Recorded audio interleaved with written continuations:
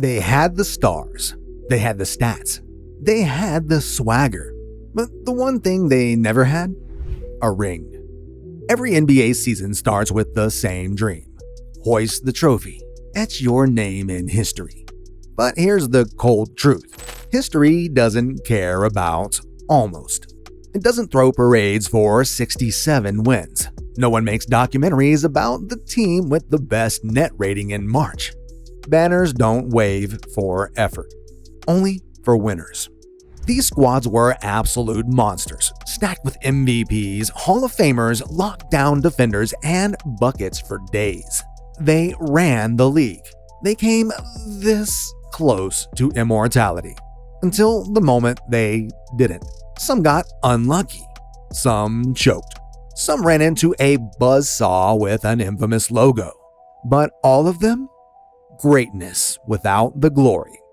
Let's run it down. The best NBA teams that left everything on the court except a championship. Fair warning, this one's gonna sting. This was supposed to be the greatest team ever assembled. 73 wins, the unanimous MVP, the death lineup. The Warriors weren't just winning, they were embarrassing teams, blowing them out by 30, pulling up from the logo and laughing while doing it. Steph was literally breaking basketball in real time. They started the season 24-0, went 39-2 at home, came back from 3-1 down against Durant and Westbrook when everyone had already written their obituary. This team was inevitable, until they suddenly weren't. But here's the thing about being inevitable. Gravity always wins eventually. Draymond's suspension, Bogut's injury, Steph's suddenly mortal knee, LeBron turning into a supernova, Kyrie hitting the shot that broke the internet and Golden State's hearts. Whatever reason you want to pick, none of it changes the brutal math. 73 wins plus 0 rings for the greatest regular season team ever is the most painful asterisk in sports history. The 2016 Warriors were iconic, revolutionary, and ultimately beatable. They changed the game forever, even if they didn't win it all. But the Warriors weren't the first super team to crumble when it mattered most. 4 years earlier, another inevitable championship fell apart in spectacular fashion. The 2011 Miami Heat had the NBA on fire before they even laced up. LeBron James, Dwayne Wade, Chris Bosh, 3 Hall of Famers in their prime, strutting into South Beach like they owned the league. This was supposed to be the start of a dynasty, the new villains of the NBA. And in the regular season, they lived up to the hype. 58 wins, coasted through the Eastern Conference, made the finals in year 1. The script was writing itself, until it wasn't. Up 2-1 on the Mavericks, Miami was cruising toward destiny. Then LeBron disappeared. There's no other way to say it. Averaging 17 points in the finals? That's like owning a Ferrari and never taking it out of first gear. JJ Barea was cooking Miami's defense. Dirk Nowitzki was on a revenge tour of the highest order, and he picked them apart. Miami dropped 3 straight finals games, and the Big Three's rep took a bigger hit than their stat sheet. Sure, they bounced back with championships in 2012 and 13, but that 2011 team? Dallas might have been their easiest finals opponent out of their 4 trips, and the Heat fumbled the bag when the whole world was watching. Now, while the Warriors and Heat were hogging the headlines, another team was quietly putting together basketball perfection. Emphasis on quietly. The 2016 Spurs were a machine. Quiet, efficient, and borderline unstoppable. They won 67 games, the most in franchise history. They went 40-1 at home. Kawhi Leonard was the defensive player of the year and had become a cold-blooded 2-way superstar. LaMarcus Aldridge slid in like he'd been a Spur forever, and somehow 39-year-old Tim Duncan was still anchoring the defense. In any other year, this team might have run through the league like a hot knife through butter. But 2016 wasn't just any year. Golden State went supernova with 73 wins, and the Spurs' historic season was buried in the noise. In the playoffs, they smoked Memphis in the first round and then ran into KD and Westbrook in the second. Game 1 looked like a statement. The Spurs won by 32.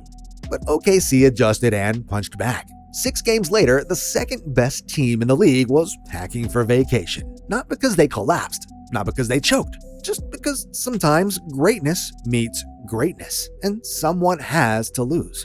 If this roster existed in almost any other season, there would have been a parade. Before pace and space became the league standard, before bigs were expected to shoot threes, there was a team who changed basketball and still couldn't get over the hump. The 2005 Suns weren't just ahead of their time, they were in a whole different timeline.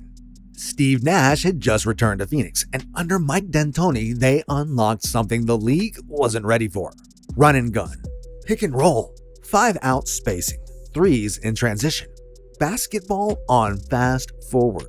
They had 62 wins. Nash won MVP, and Amari Stoudemire looked unstoppable. Joe Johnson, Sean Marion, and even Quentin Richardson. Everyone had a green light.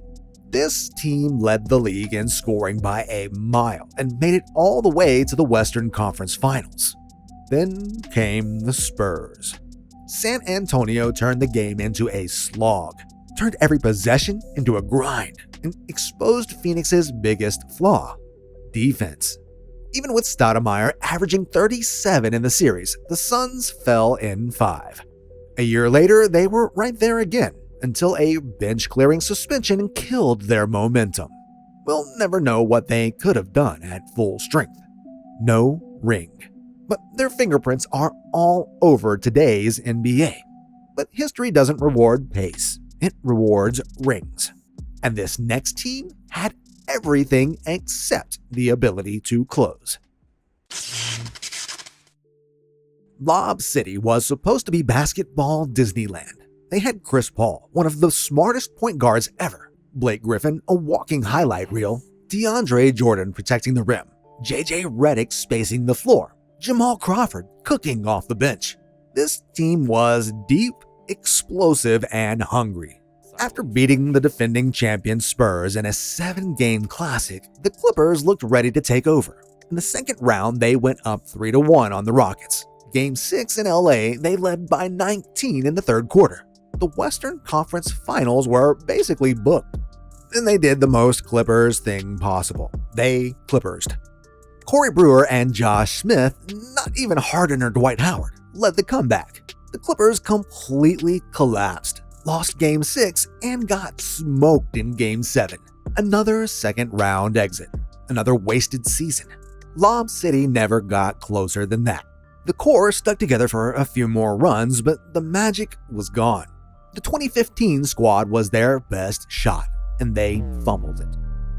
Now let's talk about a team that was 1 quarter away from preventing a dynasty, and then watched everything fall apart in slow motion. The 2000 Blazers were loaded.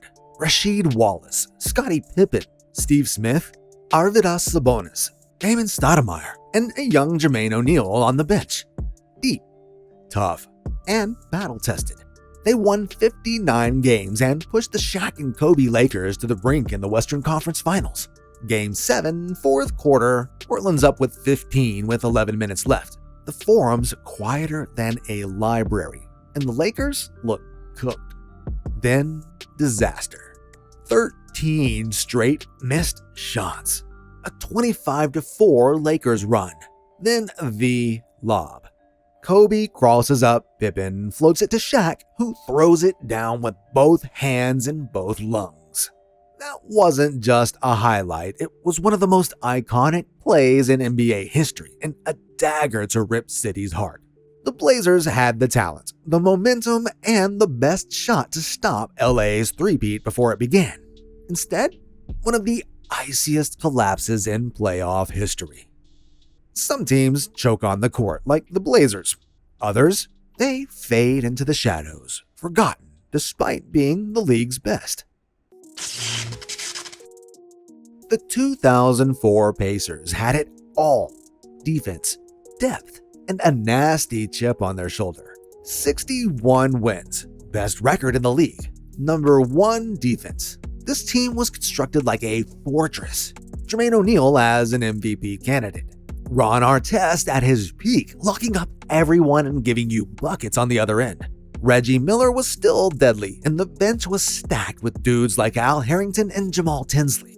They cruised through the East and made it to the conference finals until they ran into the Detroit Pistons.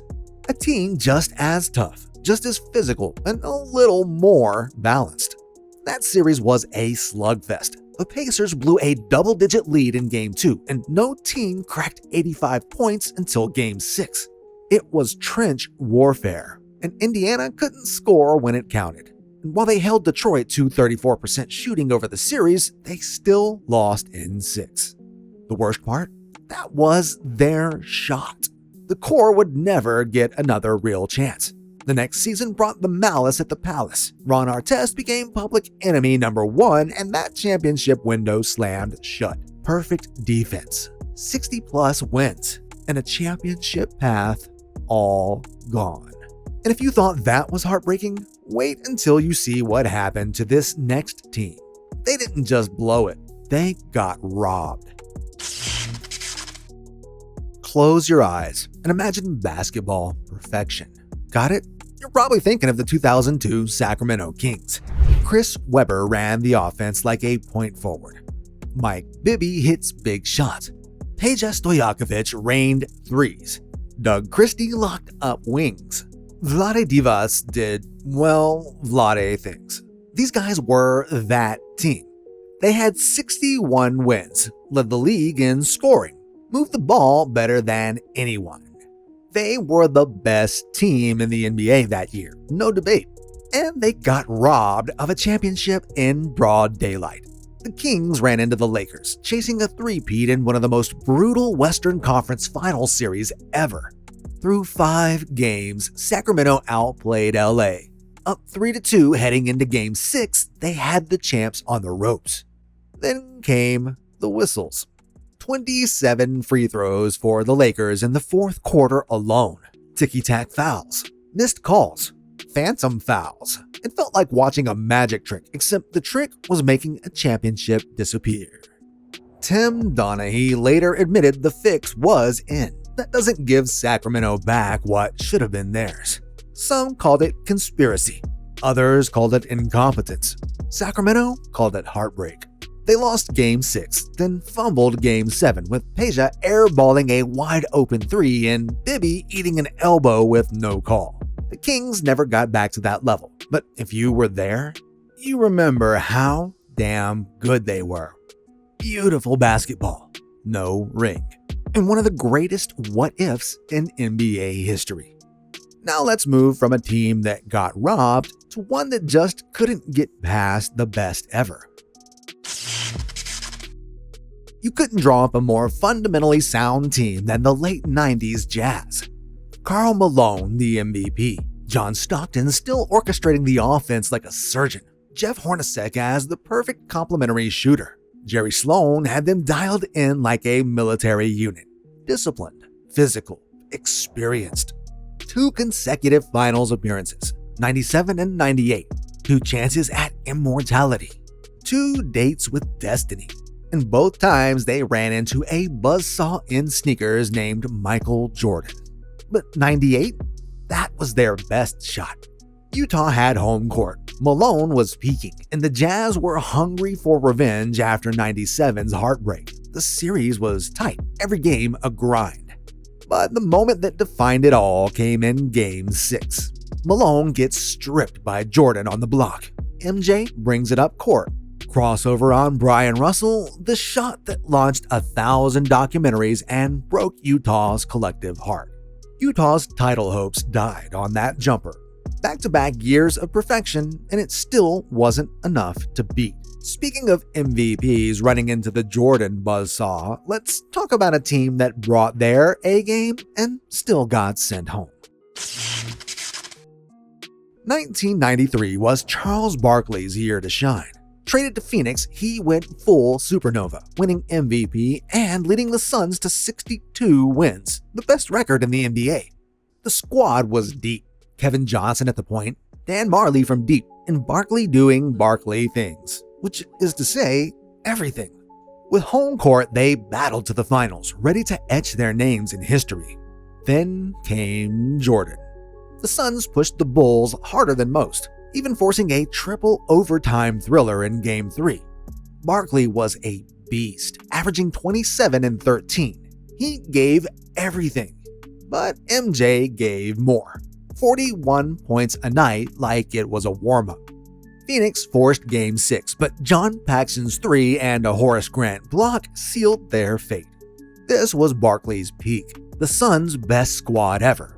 But when you run into a dynasty at full power, even greatness comes up short. While the Suns ran into peak Jordan, this next team ran into something even more terrifying. Angry Jordan, backed by the best regular season squad at that time. The 1995-96 Seattle SuperSonics were a storm waiting to hit. Gary Payton, aka The Glove, was locking up guards like a maximum security prison. Sean Kemp, the Rain Man, was dunking on souls with violence. Detlef Schrempf and Hersey Hawkins added firepower, and this squad won 64 games, flying through the West with swagger and grit. They stormed into the finals ready to take down the 72-10 Chicago Bulls. But MJ was angry. After a year away, Jordan and the Bulls were on a mission. Seattle put up a fight. Payton hounded MJ. Kemp threw down lobs. But the Bulls were a machine. The Sonics stole games 4 and 5, making it 3-2. For a hot minute, the impossible felt possible. But then Jordan flipped the switch. Chicago closed it out in Game 6 with MJ dropping 22 on Father's Day, and the dynasty rolled on. Seattle's speed, defense, and highlight reel dunks weren't enough to topple the greatest regular season team ever. This was their moment, but timing, as always, was brutal.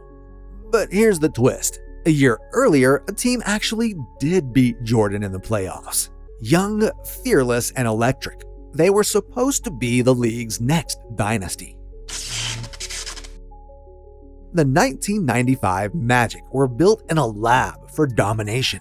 Shaquille O'Neal, just 23, was already the NBA's most unstoppable force, shattering backboards and egos. They also had Penny Hardaway, a 6'7" point guard with handles, vision, and flash. Nick Anderson and Dennis Scott rained threes, and Horace Grant brought championship experience. This squad had everything. They won 57 games and shocked the world by beating Jordan's Bulls in the second round. Sure, MJ was fresh off the baseball diamond, but it was still MJ. The Magic looked ready to own the next decade. The finals were theirs for the taking. But Houston, the defending champs, had other plans. Hakeem Olajuwon was a maestro, outclassing Shaq. Game 1, the heartbreaker. Nick Anderson missed 4 clutch free throws, and the Magic never recovered. They were outmatched, outcoached, and outclassed. The window slammed shut fast on them after that. A year later, Shaq left for LA. Penny's knees gave out, and that 95 finals run became both the beginning and the end of a could-have-been dynasty. A decade and a half later, another young core looked ready to dominate the next era.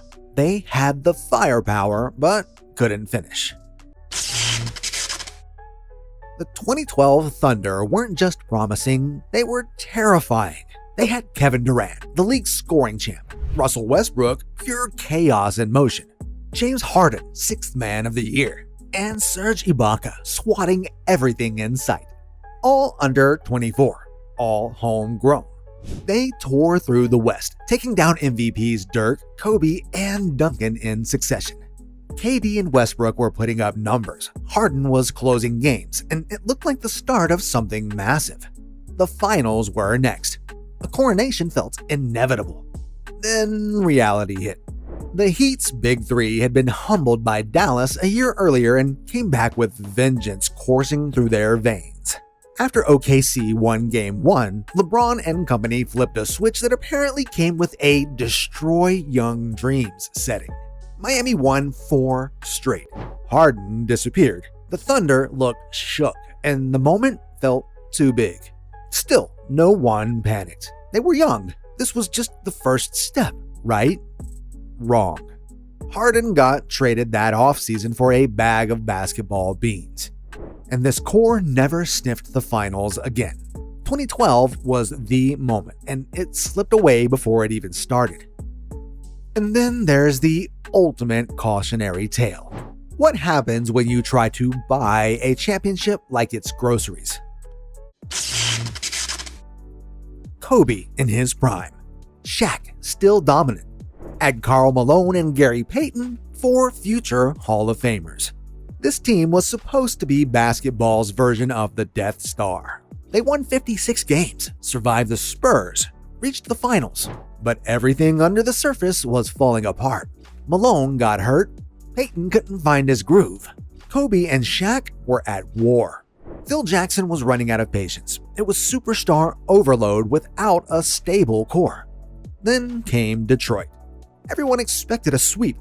They almost got one, but not the kind they were expecting. The Pistons weren't flashy, but they were relentless. Chauncey Billups ran the show.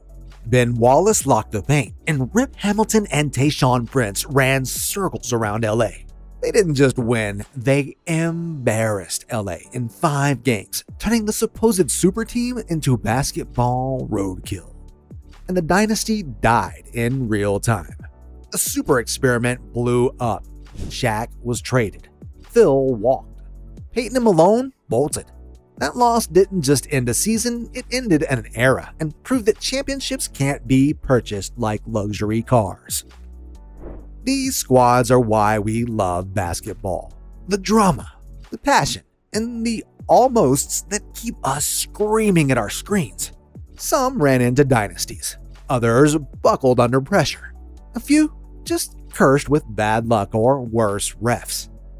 But every single one of them was good enough to win it all. Now it's your turn. Which team's loss keeps you up at night? And who else deserves a spot on this list? Drop it in the comments. As always, we want to hear them. And while you're here, hit like, subscribe, and smack that notification bell so you don't miss the next one. Also, if you enjoyed this video, be sure to check out the 10 greatest NBA players to never win a ring. Find out if any of the players from these teams made that list.